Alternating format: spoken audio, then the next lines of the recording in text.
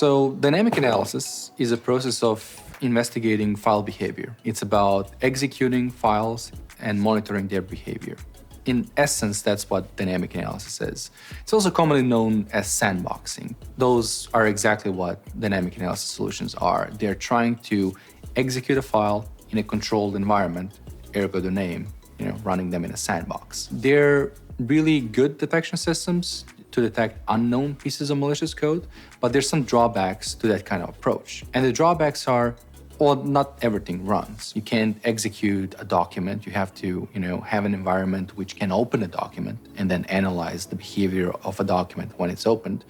And not every file type will have a viewer installed in that particular sandbox. So you might not be able to investigate every single file type that you need to investigate.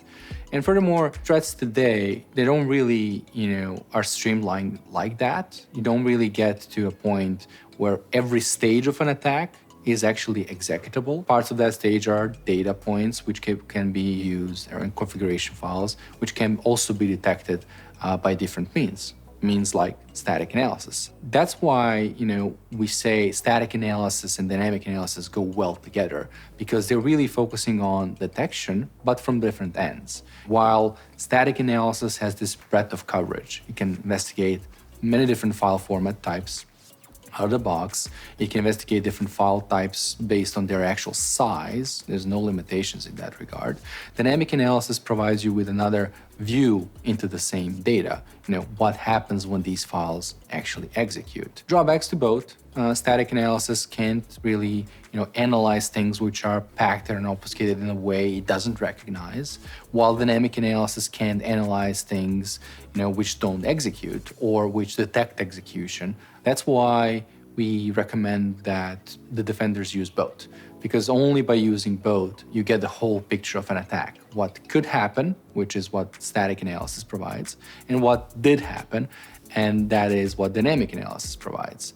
Thinking about malware threats, you're thinking about protecting your environment from both ends. Both of these technologies come with different cost perspectives as well. Static analysis can handle large volumes of data pretty rapidly, so in milliseconds you can analyze a sample, while it would have a blind spot for things it can't interpret. The dynamic analysis, on the other hand, is more costly, and dynamic analysis takes both time and effort to be fully completed.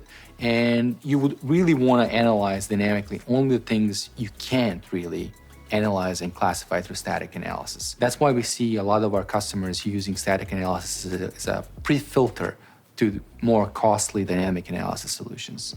And for us, working together, these solutions create the perfect protection.